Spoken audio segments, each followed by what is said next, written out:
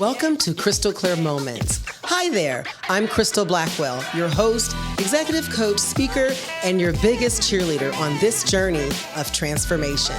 This just isn't another podcast. It's a space where aha moments happen, where we get real about the twists, turns, and breakthroughs that shape us. You know those moments when everything just clicks? Well, that's what we're here for.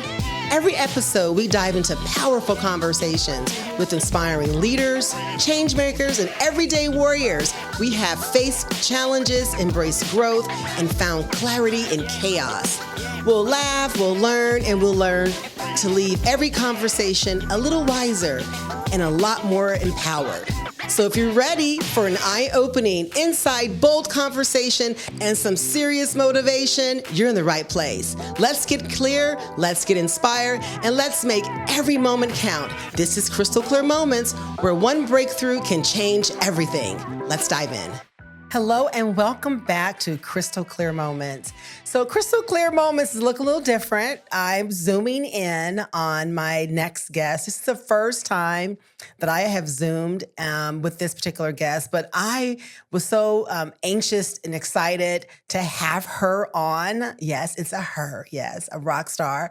That I was like, listen, girl, we have to zoom in on this because I know that her story will inspire, will activate people's lives, will pour into their spirits, and also get them excited about their purpose and the direction they're going. So I'm going to read her bio, and then I'm going to tell you a little bit of how I met her, and then we'll kind of go from there. We'll dive right in. So Isha Cogborn is a founder, strategist, coach, speaker, and author committed to helping entrepreneurs and leaders craft professional lives that align with their purpose and potential.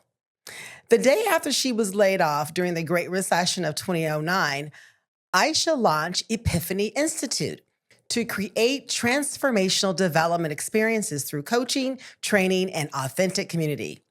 After living most of her life frustrated with her results, not really matching with her capabilities, Isha began to explore the inner workings of her ADHD brain to build support systems that amplify the strengths while maximizing her weaknesses. I really want to dive into that, Isha, when we talk about this. I think that's really going to speak to a lot of adults who have ADHD, right? And when we'll talk, I'm convinced I've got some of that going on myself, girl.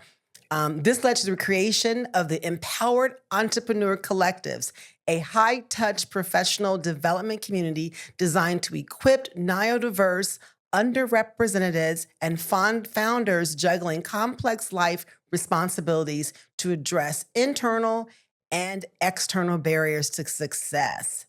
She's also an author, so we have an author of not just one book, not just two, not just three. Our girl gave us four personal development books, including 5 Rules to Win Being You and On Purpose, Strategies for Living and Leading. Aisha's thought leadership is grounded in her belief that you don't have to be perfect to make an impact. I want to welcome my friend Isha. Thank you for accepting to be a guest on Crystal Clear Moments. Thanks for the invite, Crystal. And, it makes me feel special to know that I'm your first virtual guest. Yes, but you are. hopefully, this will go well and you'll keep it up because, there's a lot of good conversations out there to be had outside of the studio. Absolutely. And lots of stories. And I think that's what people tap into, hearing personal stories and hearing how we got over obstacles and sharing and getting information. So I want to share how you and I met. So when I launched my business in 2016, I was given names of people to meet. I'm not real sure who gave me your name, but at that point, I was just interested into meeting another Black woman entrepreneur who had launched her business, and we had similar types of background in terms of we left corporate America and we launched our business, and that's a walk on water faith moment. I think you and I talked about that. Oh, yes. Yes. See, For sure. I didn't thought know. I was crazy. Girl, okay, right? And I didn't know that you were laid off. And see, for me, mine was, they came to me and said I was no longer a good fit. So, that's always code word that whatever you're bringing is not what they're asking, even though they hired me for it, that's a whole nother conversation. But what a blessing it was for me. So you and I met, and we met this is right around during the time when cohorts were pretty, professional spaces where people could rent rooms, and spaces were pretty much being developed and rolling out everywhere. It was a cute little place in Chandler. I remember we met and we talked about, you shared with me your journey. You were so open about sharing your journey and giving me some tips. And I appreciated that, because you know how it is when you launch, everyone isn't so open to kind of help you get that blueprint. So you were very kind and you offered up some great advice. I took that, ran with it. And I just really appreciate your openness, which lines up to who you are. You're a coach. Yeah. So do you Yeah. find yourself just coaching people just naturally? Was that something that's part of you? Have you always had that coaching, supportive sort of spirit inside of you? I didn't realize I did, but I am always looking for ways to be helpful. Mhm, mhm, And I remember when I was in corporate, and I realized, okay, like this isn't who I want to be when I grow mhm, up. mhm, Just trying to figure out what it was that I want to do. And I think it was Marcus Buckingham mhm, that suggested this exercise where, keep a little notepad mhm, by you mhm, when you're working and just notice what you're doing when you're energized. Notice what you're doing when your energy is drained.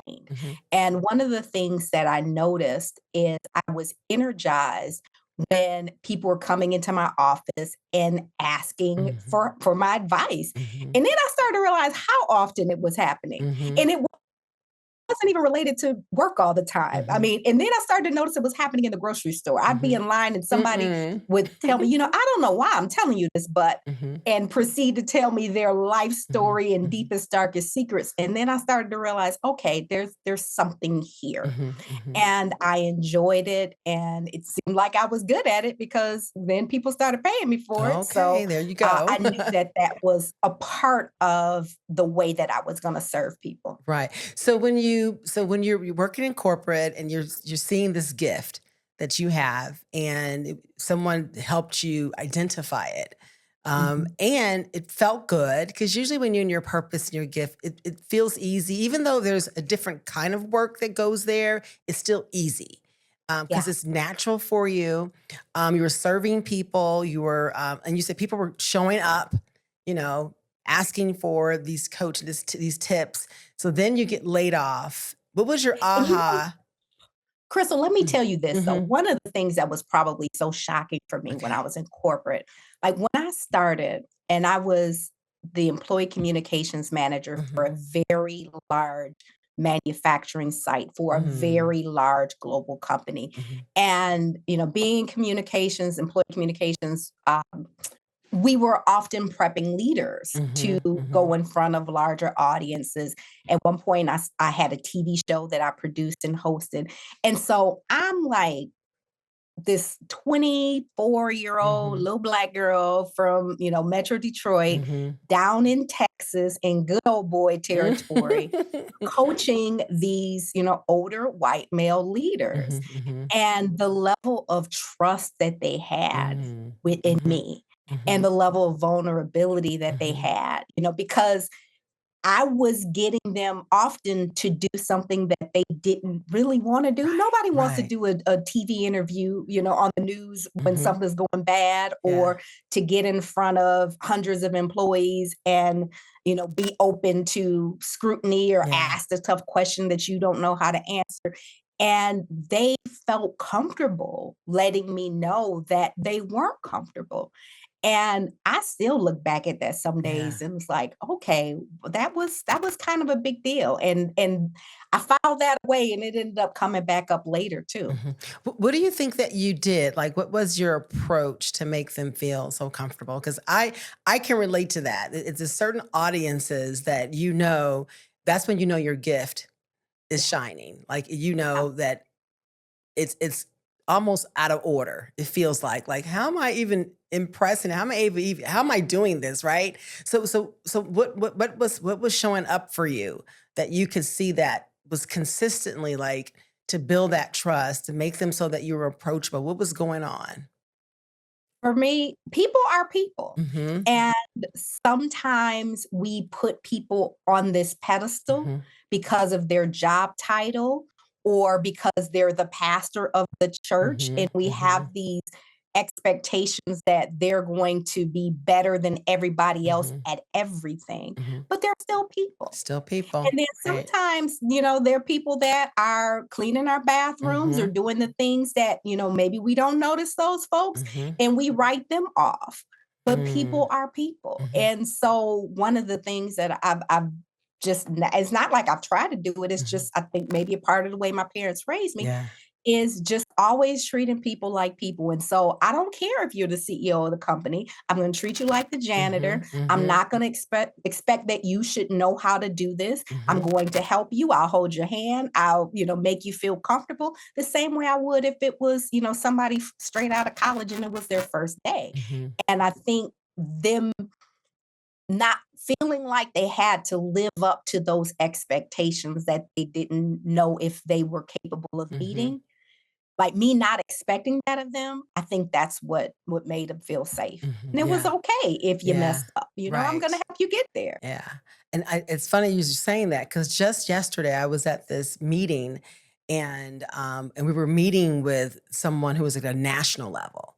Mm. And she flew in and we did all the bells and whistles and we did all the things, right? We dressed up, we all were uniform, did everything that you do. And the whole time the pressure was on impress, Mhm. be your best. And people were nervous. I found myself getting nervous because of just the energy and you want to do your very best. It was sort of an interview feel. And Yeah. then I was like, wait, she's just like me. Just show up, Mhm. be me, authentic, be yourself. You've studied enough. You did the thing, and just allow yourself to be you. And then I think having that and just reminding yourself, because even though we coach, sometimes we have to do self coaching. Oh, yes. Yeah, because you get caught Oh, yeah. up, you get caught up in what's going on. But yeah, so you saying that I did that yesterday, like this person is just like me.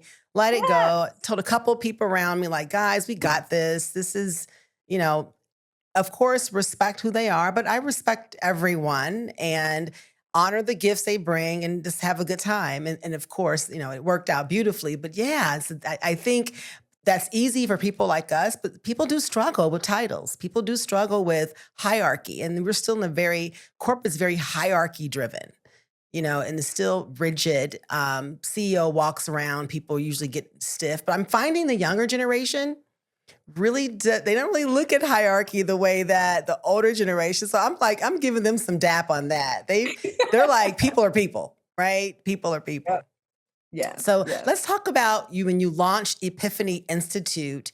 Um, and really you did that. That was the first thing you did when you launched your business. What was your aha moment that this is what I need to do? Well, I worked with a coach, Hmm. because I remember really a couple years into my career feeling like, I don't see myself here long term. Like I Hmm. didn't see anybody that I wanted to be. And corporate too, particularly if you're in a big Hmm. organization, you're, creating your development plans and, you're Hmm. setting your sights on the role that you want to work up to. And it just wasn't there for me. And then to take it a step backwards, like God showed me some very specific things about my life at a very early age. And the path that I was on career wise did Hmm. not line up to that. So what are some of And the things that God showed you? Because I can relate to that. Like what were their different things? so the first time it happened, I was in third grade Uh-huh. or fourth grade. I was in Uh-huh. fourth grade. And we had an all school assembly. So we go Mhm. down to the auditorium and had a speaker that came in. And the speaker at my little elementary school, so this lets you know how early it was in his career, Mhm. the speaker was Les Brown. Mhm. Mhm. When I Mhm. was in fourth grade, he Mhm. came to Mhm. my school. And I remember sitting there and watching him speak and thinking to myself, I want to make people feel like that Mm. one day. Mhm. because it just felt like, okay, I can walk out of here and I can leap tall buildings in a single bound. Like I Mhm. can do anything.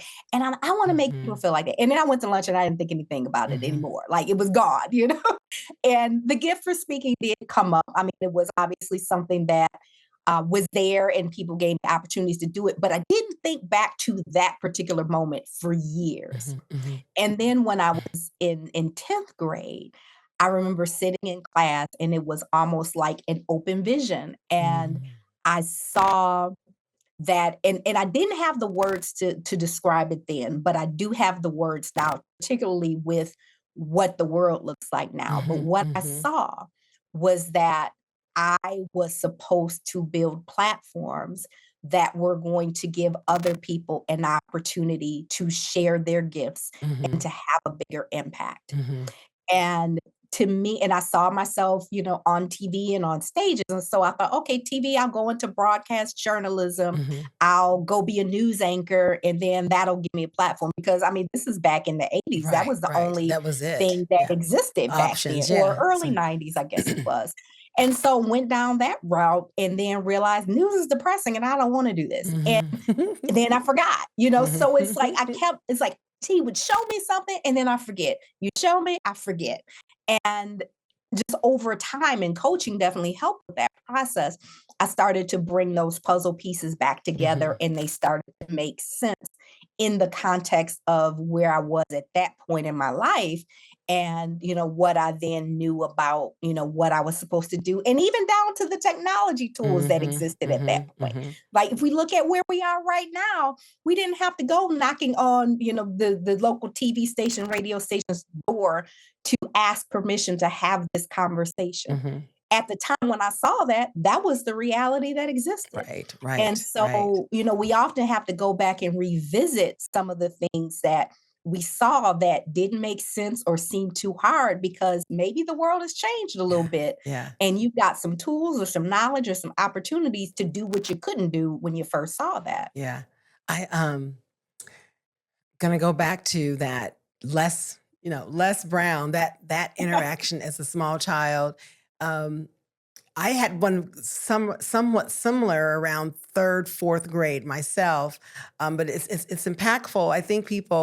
I think we know that children are impressionable, and also that God's always planting and preparing us for our next, right? And we may not see it, and He gave you a glimpse of this is gonna be you. Like you got like a little snapshot. And like you said, you remembered it, but then you filed it away because you were still in school. God was still doing other things, right? You were still getting prepared. Mine's was very similar. I was in, like I said, elementary school, and Jesse Jackson came with the Rainbow Coalition, and we were doing chanting mantras, and it was I am somebody, I am beautiful, I am gifted, I am smart, then we were just chanting, but those are actual mantras. And I Mhm. remember chanting these mantras that he did, with the Rainbow Coalition, and how it made me feel empowered. Yes. And so how I love encouraging people because mantras and empowerment matters. So here you're hearing, I am beautiful, I'm gifted, I'm smart, I'm somebody, and you're saying this over and over again. So yeah, I get that. That and I reflect. And again, like you, I remembered it, I filed it away. It didn't pop up to years later, like how important that was and how it was life-changing for me. Because it really planted a seed inside of me even though I heard that, it was different in that particular setting. So yeah, Mhm. thank you for sharing that. I'm sure a lot of us have these experiences, when Yeah, we're small. and the interesting part about it is, there were how many other hundreds of kids Yes, in that room, and absolutely. they didn't walk away thinking, Mhm. "I wanna do that." They just Mhm. said, "Oh, he was good," Mhm. or "What's for lunch?" or Yeah. whatever else, or they're trying to play with their little friend. Yeah. But when we're called to Mhm. something, Yeah. we see things differently, and, it's to be able to understand our own unique paths Mhm. and know that everybody doesn't see what we see. Everybody isn't going to walk that path that we walk. And that's why when folks don't get it, it's okay that they It's don't so get it because okay. it's not for them to It's not get. forget right. That is so okay. Yeah. Actually, when you don't get it, it's like a reminder that the gift isn't for all. It's just Yeah. it isn't that you have your own special one. So I'm hoping you can figure that out. Find that. We can help you. Aisha and Crystal can help you find it, but you have your own gift to explore and share. So I'm really glad that you've shared your neurodiverse, your superpower, I call it, because we finally are having that conversation with amongst adults. So for Yeah. decades, kids, you have attention deficit disorder, you have all of these neurodiverse disorders and labeled kids, but people forgot the kids grow up, Hmm. become adults, and this doesn't Hmm. go away. So you taking yours, and it's a superpower. I think all things like that are superpowers. When did you know that you just thought differently? Well, first of all, we talk about people being diagnosed as kids. I wasn't diagnosed until I was 32 years old. Yeah. And I was Yeah. well into my Right. career. Right. And one of the challenges is ADHD often shows up differently in girls. Like when we think Okay. ADHD, what do you think of? Yeah, boy. Yeah, you do. Yep. And actually like a boy, first, second, third grade, can't sit down, run around the classroom, acting out. Absolutely. Stereotyped, all the things, right. Yep.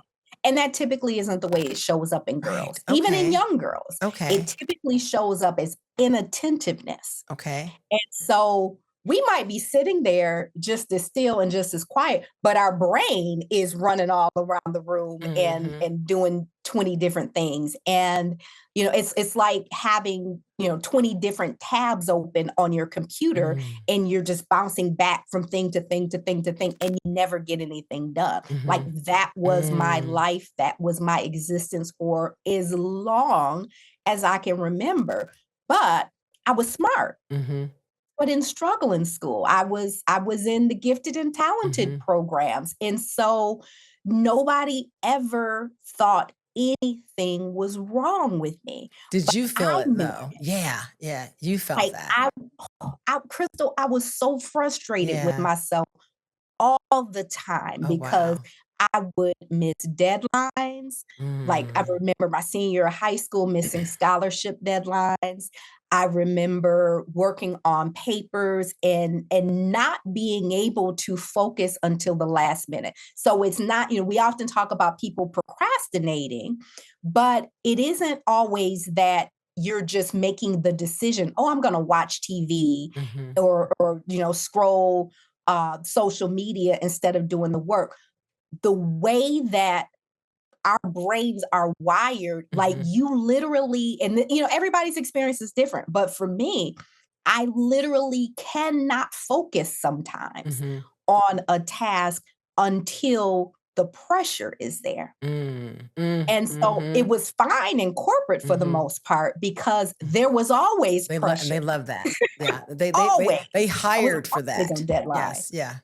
Mhm. But then when I started my business, I had control over things. Mhm. And there weren't, now there aren't a whole lot of external deadlines. The Mhm. majority of them are self-imposed. Mhm. And so my ADHD, I had to revisit that once I got out on my own because now I don't have the corporate schedule or the deadlines Mhm. or you're on call or you've got to have this to the TV station by this Mhm. time. And so you're just going, and meetings all in your schedule. I'm setting my schedule. Mhm. I'm deciding the Mhm. timeline. Mhm. And it's very easy for me to say, okay, well, if I know I said I was going to get that done on Thursday, but if I don't get it on Thursday, it's not like it's the end of the world. It's not like Mhm. anybody's looking for it. Mhm. And so then you just don't move forward. Mm. And so I have always known what I was capable of, known what success could look like Mhm. for me, Mhm. known what impact could look like for me, but I could not manage myself well enough to do what I know I was capable of doing. And it was the biggest frustration in the world. So we're going to pause here and come back because I really want to dig into what tools are you using for self-management, and also share what was some of the different things in your 20s and early 30s before you were diagnosed that led you to actually getting the diagnosis at the doctor. So tell us that story. I think that's important because I know there's adults out there that are saying like, maybe I am, maybe I'm not, and just aren't sharing. They're Yeah. afraid to say something. So we'll come back and we'll deep dive more into this.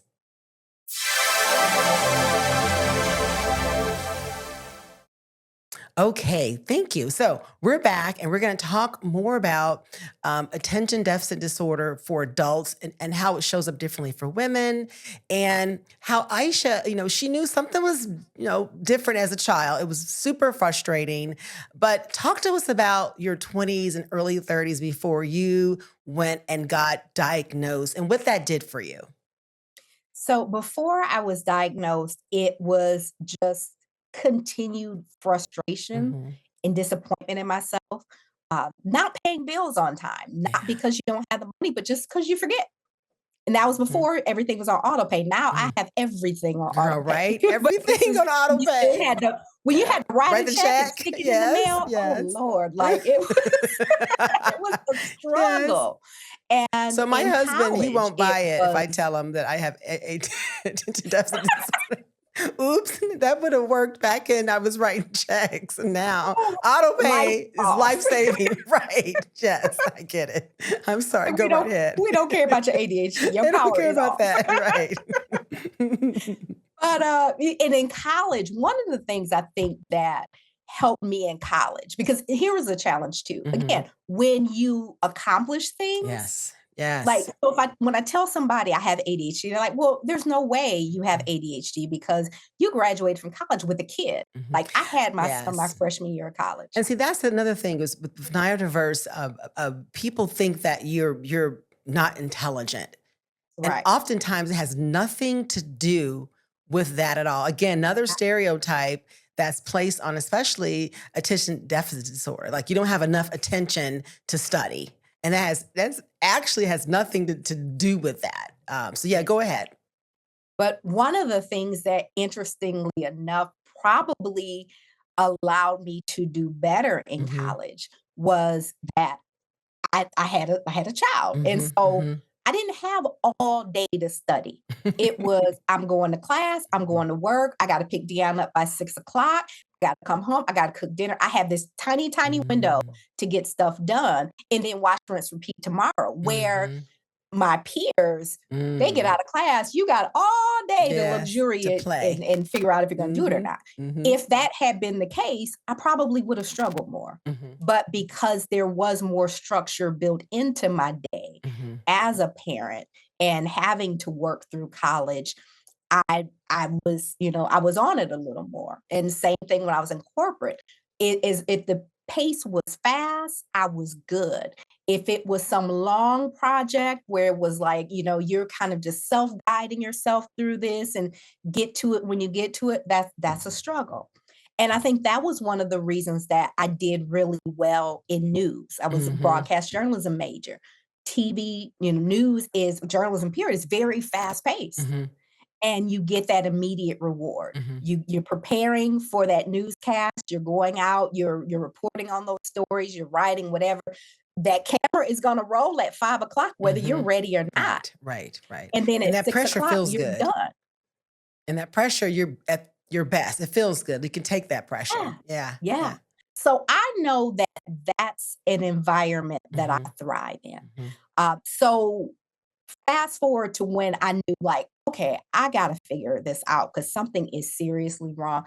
I remember being at work one day and sitting in my office and staring at my computer for probably half a day Oh. and not doing anything.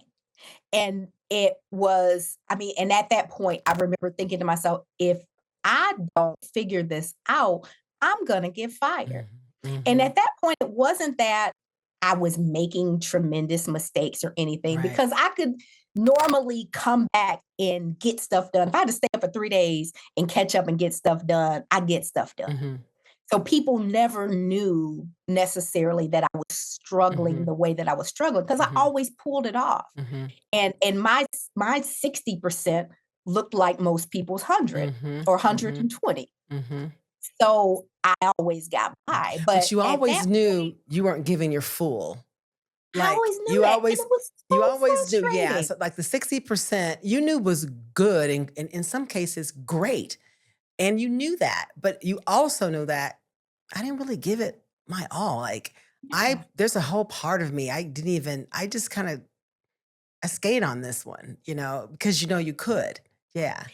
And it wasn't because I wanted to skate. No, It would right. be because, all right, you got 2 weeks to Yeah. work on this project. And no matter how many times I sat down to try to work on the Hmm. project, I could not focus on the project. And Hmm. so I do this thing and do that thing and work on this other thing. And so I'm busy the whole time. Hmm. I'm not twiddling my thumbs, but I'm not able to focus and give enough energy and attention Hmm. to that longer term project that would be at the level that I was capable of Hmm. delivering. Hmm. And so it was only frustrating to me. Nobody else Yeah, saw it. Nobody right. else knew it. It was only Right. frustrating to me because I wanted to be able to operate at my highest level. Mhm. But at that point, I didn't know how. So you go and you get diagnosed. What are some of the tools that sort of, you know, redirected you and maybe allowed you to tap into that 40% of potential that you weren't tapping into? Well, at this point, I got no tools. This is Mhm. 17 years ago. Ah, So yeah. we still weren't much further Right. along in terms of knowing what adult ADHD looks like. And Mhm. so what that appointment was, okay, you have ADHD, here's a prescription, good Mm. luck. Yeah, yeah, And at yeah. that time, and even the prescription that they gave me, I didn't like the way it made me feel, so I didn't Mhm. take it. And so Mhm. nothing changed. Mhm. And it wasn't until I think 2021, Mhm. like during the pandemic, when again, now we have all this time because we're not as overscheduled as we were before. We're not out in the streets and going to events and conferences and all the things that used to keep us so busy and scheduled. Mhm. Now I have all this time and I started to struggle again. Mhm. And it started to feel debilitating. And I Mm. had a therapist, and my therapist asked me, have you ever been tested for ADHD? And I said, oh, yeah, I have that. Because Oops, I Crystal, I forgot. forgot. Yes, I yes. literally forgot that I had Yes. ADHD. Wow. Yes. Because it didn't mean anything Yes, at the yeah. time. And It at the was just time. it was just some letters because you Mhm. didn't tell me what to do differently. Right. But by that time, Mhm. by 2021, Oh, then yeah. I could jump on YouTube and I could Mhm. find all sorts of creators and experts that were out there that then were given very useful information Mhm. that was completely life-changing. And really, we talk about a crystal clear Mhm. moment. Like that was one because it was like, oh my gosh, like Mm. I'm not lazy. Mhm. Mm, yes. There isn't a lack of Yes. discipline. My Yeah. brain works differently. Right, right, right. But all of our brains work differently. We have this thing called normal, which isn't normal. And if we think that if I think it's just culture, and maybe it's definitely American culture. If we're all saying blue, everybody's saying blue, and if someone says red, they're different. They're not normal. But Yep. everybody who's saying blue is normal. But really, there's no such thing as a normal brain. Your brain works differently. My brain works differently. And I love that we're starting to understand that. Like we all work in a Mhm. very unique way, which is, and we learn differently and we take information differently and we work differently. And that's not anything wrong with that. So I feel like we're moving away from normal, right? Yeah. And just honoring, appreciating people for who they are. And if your brain does, work in differently, to say that, or you identified you have to do something different, then there's tools and ways to do that. Yeah.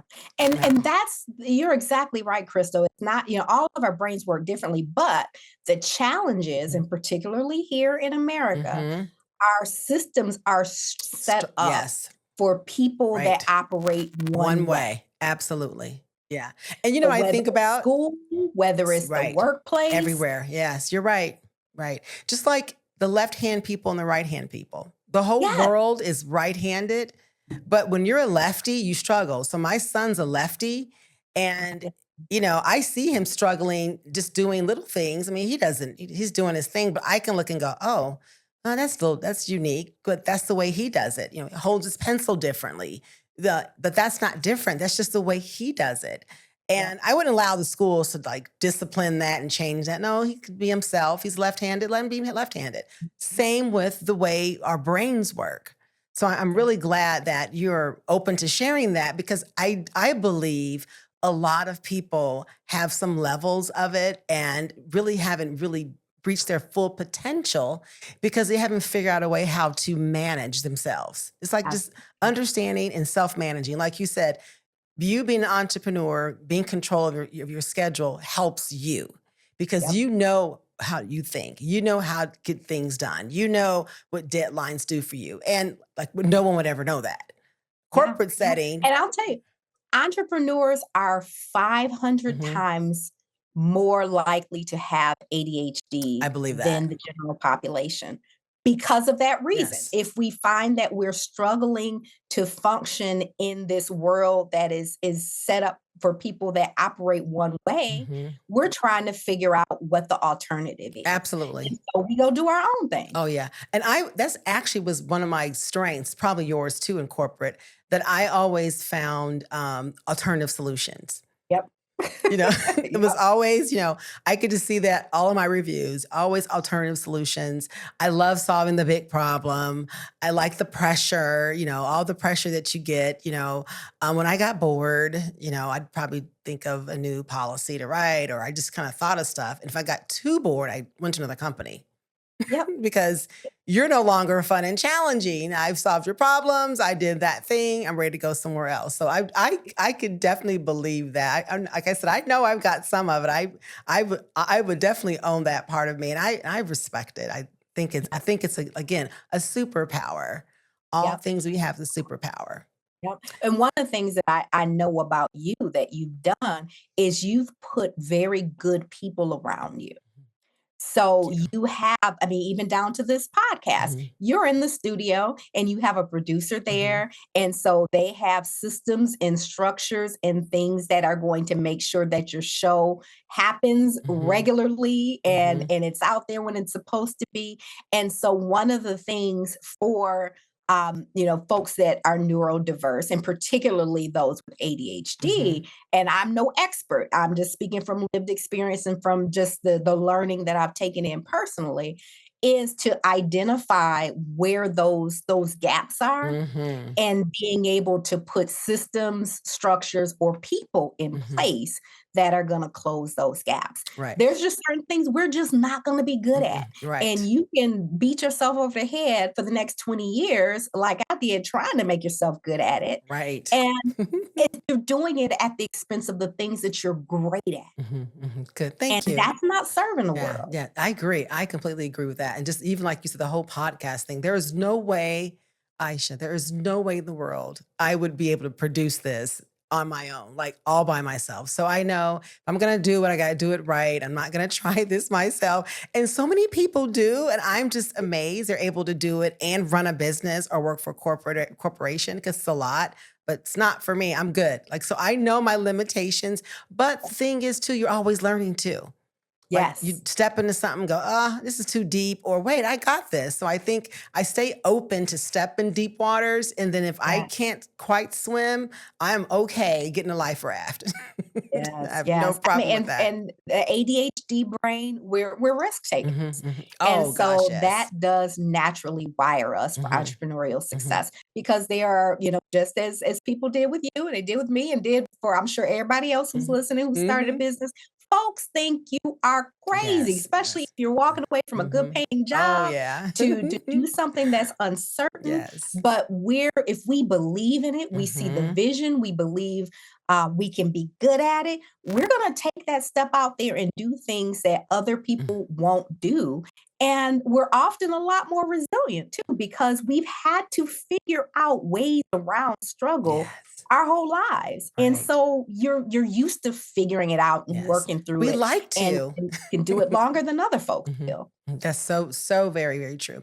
So you've relocated, you've lived a couple places. Now you've relocated back to your hometown, but with the work that we do, I mean, you could work in Hong Kong. I mean, you're all over the place. So it's not yet necessarily have to be in one location to really thrive in your business. Tell us what's up next for you.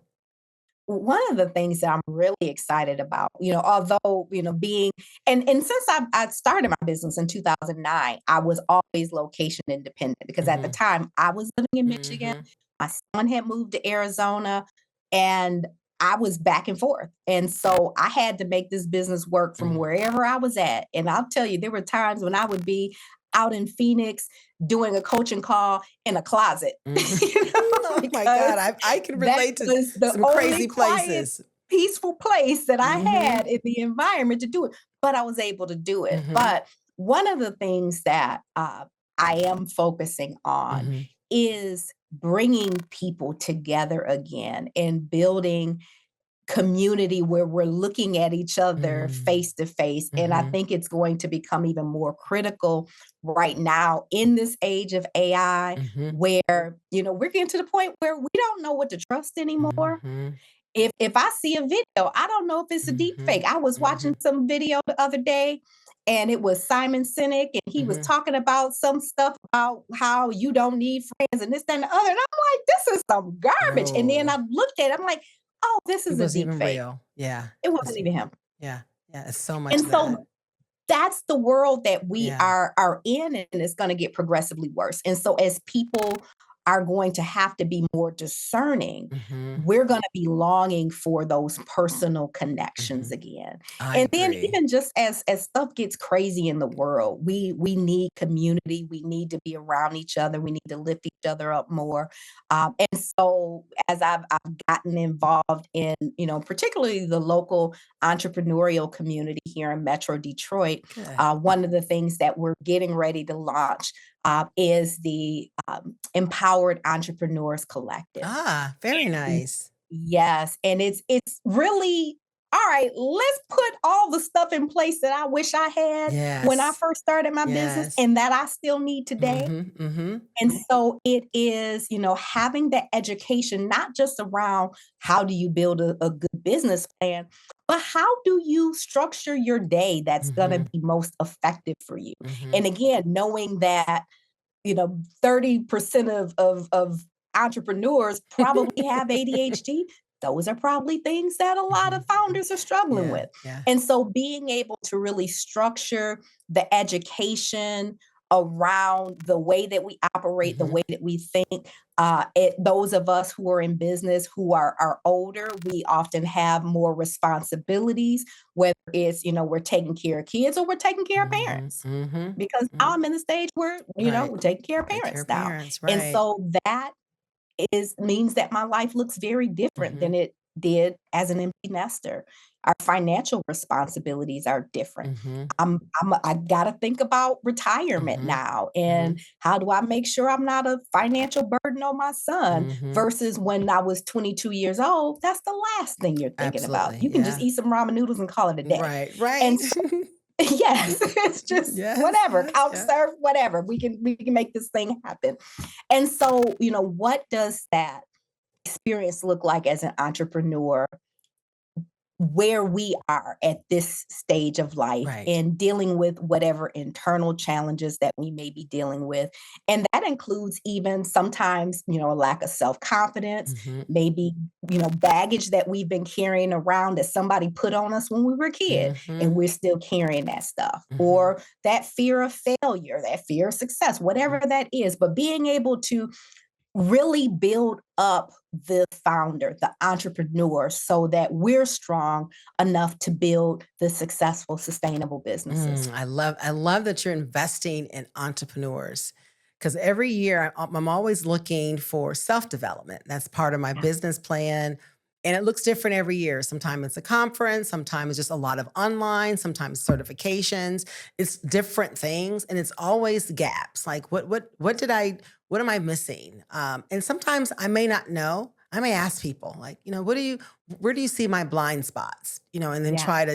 try to invest in that. So I'm looking forward to hearing the success in the Detroit area and you launching this, and let us know if it goes virtual because, most things somehow can. I definitely think that you're tapping into something that it's needed because entrepreneurs, like parents, we're the last Yeah. to take care of ourselves because we're Yep. taking care Yep. of everybody else. We're like the mothers of the business. So I'm Yeah. glad that you're making a space and you're making it for people that maybe are starting up. But when you're in business, I don't think there's ever tools that you can't hear again.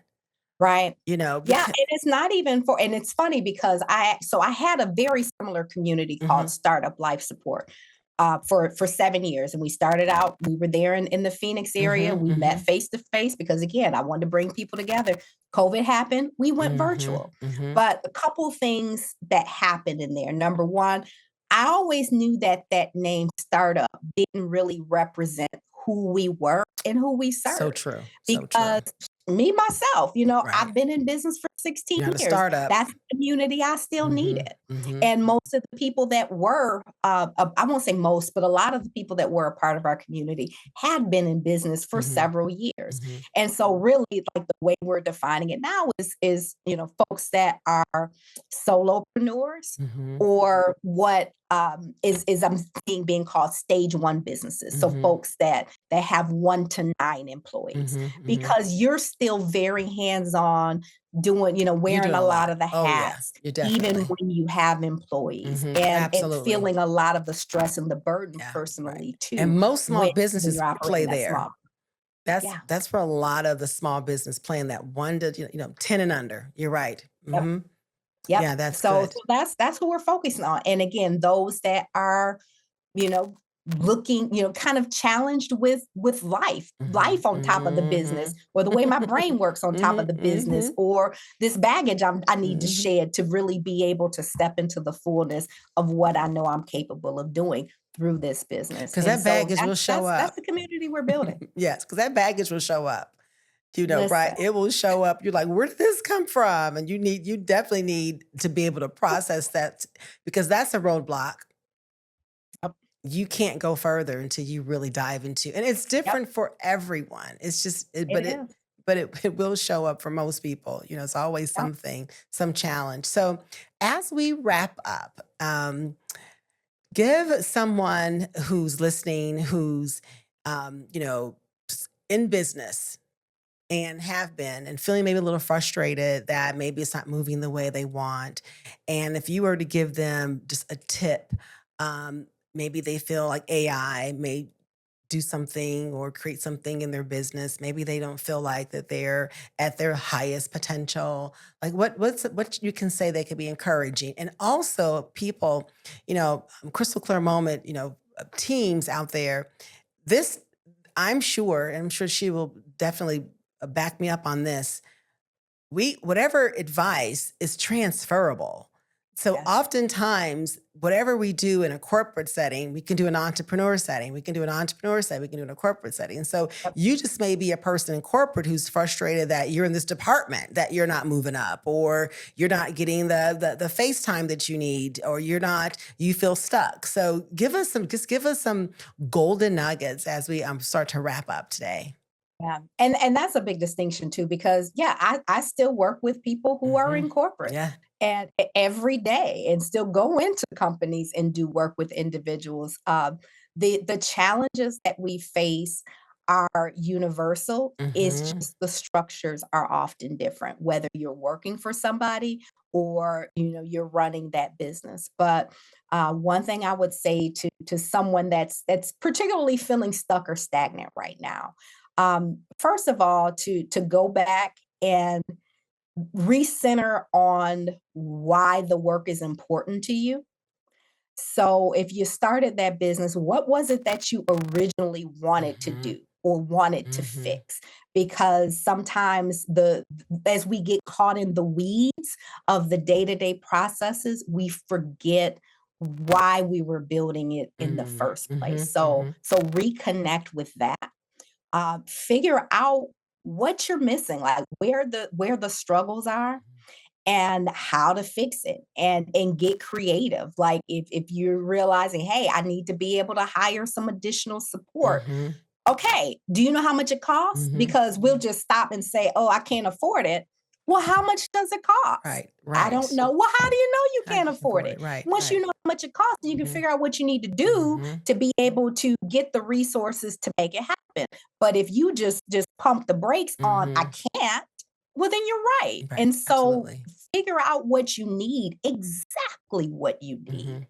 and then allow your reticular activating system, that thing that turns on in your brain Mhm. when you're looking at a certain thing. It's like when you buy a white car, certain, all of a sudden you start to see all these white cars. Yes. Yes. When you figure out exactly what you need, your reticular activating system Mhm. will turn on around that problem, and you'll start to see the solutions Mhm. that probably were there all All along, along. but you Right. couldn't see them. Mhm. And the Yes. third thing I will say is you can't isolate yourself. You gotta Mhm. find yourself some community. Mhm. And one of the things that hurts me so, and you said this Mhm. when you were first talking about how you Mhm. and I met, Mhm. and you said that I was very forthcoming Mhm. and Mhm. sharing information with you. And it always hurts my soul whenever somebody is surprised that I Mhm. do that. Mhm. And I don't care if we do the same thing. Yes. You're Right. you're gifted to do what you do. Yeah. I'm gifted to We do what all I have a do, and slice of there's the pie. enough out here for all of us. Everybody. Absolutely. I agree. Yes. And so we can't allow that fear Mhm. that someone's gonna steal our Mhm. idea, someone's gonna judge us, whatever those fears are. I can't trust Yeah. these sorts Yeah. of people. I Yeah. can't trust women. I can't trust people Yeah. from this side of town. I can't trust rich folks. Can't Mhm. trust, people from a certain ethnicity, whatever. Just get rid of all of Yes. that I stuff. agree. Oh gosh, I agree. Gotta build community, because Mhm. it is the people around you who see you Mhm. and believe in you and support you that will keep you going. The only reason I know that I am still in business 16 years later with all of the ups and downs that I've been through is because I had a community where we held each other down. And that is what you need. You cannot do this thing by yourself. Well said. Dot, dot, dot. Thank you. Thank you, Aisha. This has been wonderful. We got to come back because I want you to come back and I want us to dive into some of your books, your publications. Because you have some really good tools to share and give us an update on what's going on with your group there, your mentoring there in Detroit and some of the different things you're uncovering and discovering. And thank you for sharing your crystal clear moments. Okay, so crystal clear moments, folks out there, you can go on YouTube. You see the search bar, you put in crystal clear moments. You pull up all the episodes. You can take a look at this episode and previous ones. So please log on to YouTube, or you can just go into your phone and just click on to your podcast, wherever listening device that you use, and take a listen. I appreciate all of my supporters who log on and listen, and thank you for my 5.0 star rating. I'm so excited and very grateful for the rating that you've given me. Thank you, and we'll be back soon.